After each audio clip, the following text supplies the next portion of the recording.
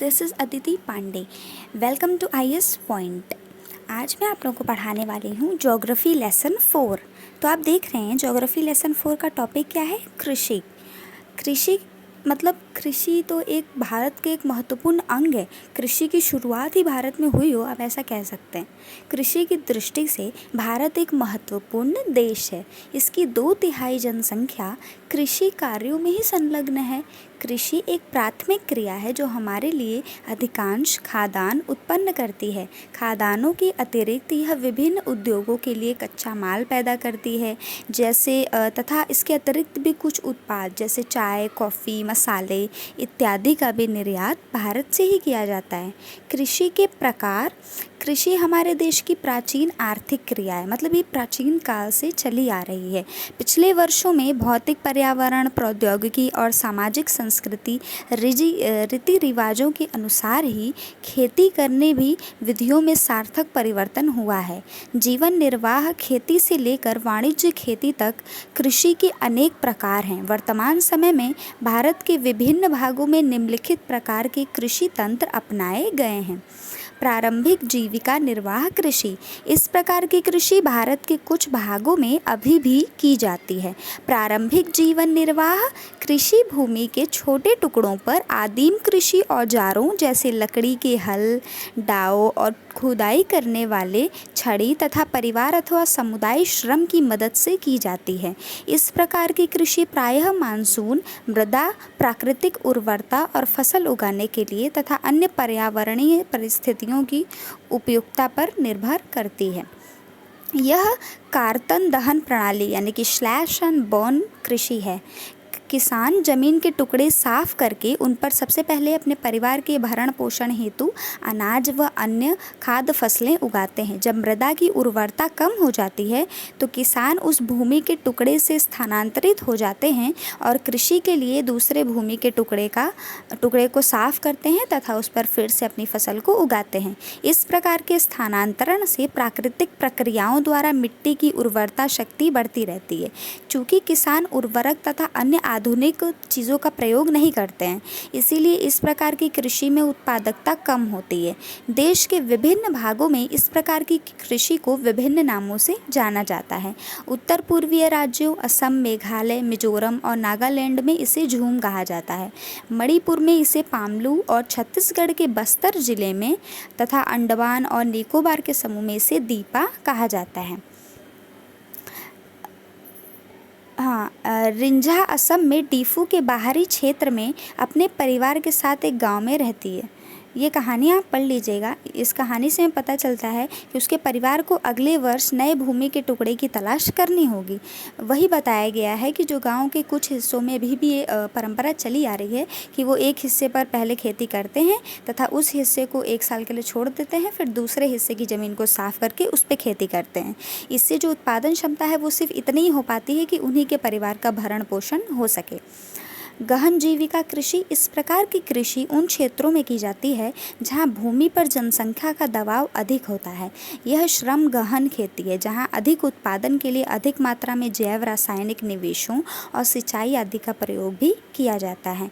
भूस्वामित्व में विरासत के अधिकार के कारण पीढ़ी दर पीढ़ी खेतों का आकार छोटा और अलाभप्रद होता जा रहा है और किसान वैकल्पिक रोजगार न होने के कारण सीमित भूमि से अधिकतम पैदावार लेने की कोशिश करते हैं, अतः कृषि पर बहुत अधिक दबाव पड़ा है। वाणिज्यिक कृषि। इस प्रकार की कृषि के मुख्य लक्षण आधुनिक निवेशों जैसे अधिक पैदावार देने वाले बीजों, रासायनिक उर्वरक, कीटनाशकों के प्रयोग करना तथा उच्च पैदावार प्राप्त करने हेतु कई सारे कार्य लोग करने लगे हैं। कृषि के वाणिज्यीकरण का स्तर विभिन्न प्रदेशों में अलग अलग है। पंजाब में चावल वाणिज्य की एक फसल है, परंतु उड़ीसा में यह एक जीविका फसल है। रोपण कृषि भी एक प्रकार की वाणिज्यिक खेती है। इस प्रकार की खेती में लंबे चौड़े क्षेत्र में एकल फसल बोई जाती है। रोपण कृषि उद्योग और कृषि बीच के एक अंतरपृष्ठ यानी इंटरफेस हैं। रोपण कृषि व्यापक क्षेत्र में की जाती है जो अत्यधिक पूंजी और श्रमिकों की सहायता से की जाती है। इससे प्राप्त सारा उत्पादन उद्योग में कच्चे माल के रूप में प्रयोग किया जाता है।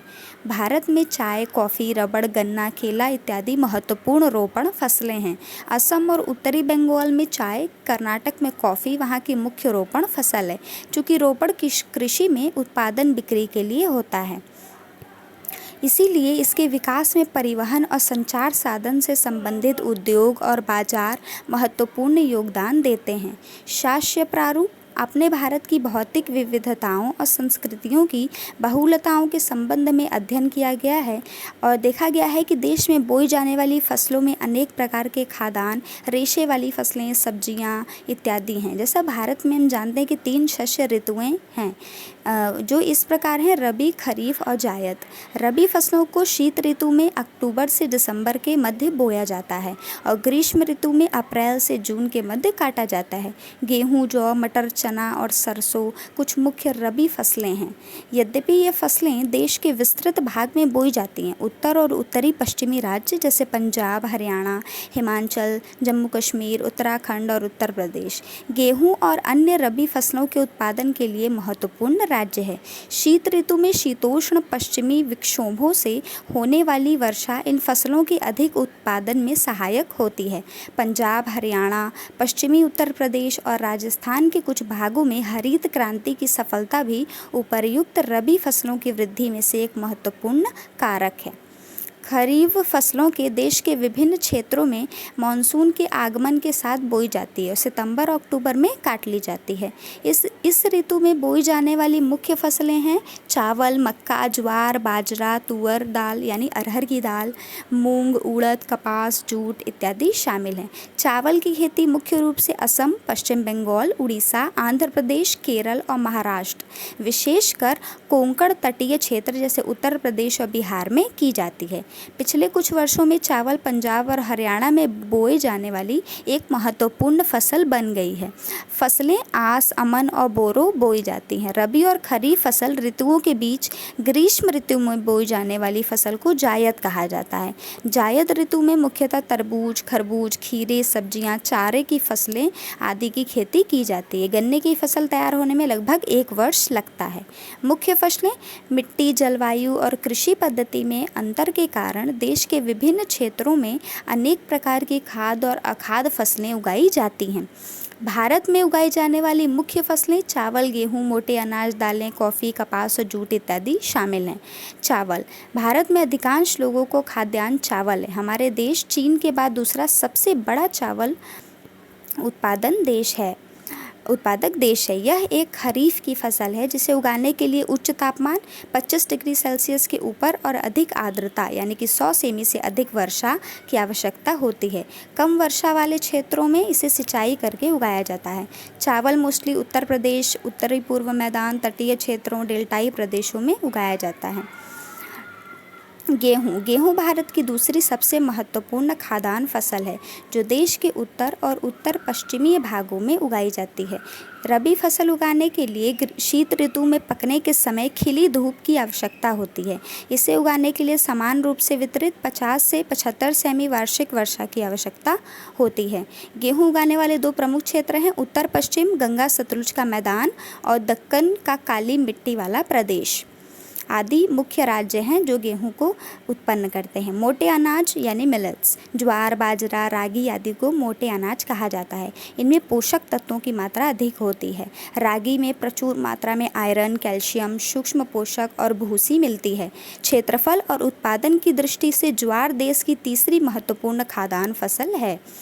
यह अधिकतर आर्द्र क्षेत्रों में उगाई जाती है। इसके कारण इसमें सिंचाई की आवश्यकता नहीं होती। मोस्टली इसका सबसे बड़ा उत्पादक कर्नाटक, आंध्र प्रदेश, महाराष्ट्र इत्यादि राज्य हैं। बाजरा यह बलुआ और उथली काली मिट्टी पर उगाया जाता है। यह राजस्थान बाजरा का सबसे बड़ा उत्पादक राज्य है। उत्तर प्रदेश, महाराष्ट्र, गुजरात और हरियाणा भी इसके मुख्य उत्पादक राज्य हैं। रागी शुष्क प्रदेशों की फसल है। यह लाल, काली, बलुआ और दोमट उथली काली मिट्टी पर अच्छी तरह से उगाई जाती है। कर्नाटक रागी का सबसे बड़ा उत्पादक राज्य है और इसके बाद तमिलनाडु दूसरा प्रमुख राज्य है। ये मैप आप देख रहे हैं, इस मैप में गेहूं का वितरण बताया गया है। इस मैप को आप अच्छे से देख लें एवं इसे पढ़ लें और समझ लें कि किस तरह से गेहूं का वितरण होता है। झारखंड और अरुणाचल प्रदेश में रागी महत्वपूर्ण फसल है। मक्का पे आते हैं। मक्का एक ऐसी फसल है जो खाद्यान्न व चारा दोनों के रूप में प्रयोग होती है। यह एक खरीफ फसल है। इसे 21 से 27 डिग्री सेल्सियस के तापमान में उगाया जाता है। जलोढ़ मिट्टी पर आसानी से उग जाती है। बिहार जैसे कुछ राज्यों में मक्का रबी की ऋतु में भी उगाई जाती है। आधुनिक प्रौद्योगिकी निवेशों जैसे उच्च पैदावार देने वाले बीजों, उर्वरक, सिंचाई द्वारा इसका उत्पादन भी बढ़ा है। कर्नाटक, उत्तर प्रदेश आदि मुख्य उत्पादन राज्य हैं। दालों मतलब भारत विश्व में दालों का सबसे बड़ा उत्पादक एवं उपभोक्ता देश है। शाकाहारी खाने में केवल दालें सबसे अधिक प्रोटीन दायक होती हैं। अरहर की दाल, उड़द, मूल, मटर, चना आदि मुख्य दलहनी फसलें हैं। क्या आप बता सकते हैं कि इनमें से कौन सी दालें खरीफ और कौन सी दालें रबी में उगाई जाती हैं? दालों को कम नमी की आवश्यकता होती है और इन्हें शुष्क परिस्थितियों में भी उगाया जा सकता है। सभी दालें वायु से नाइट्रोजन लेकर भूमि की उर्वरता को भी बनाए रखती हैं।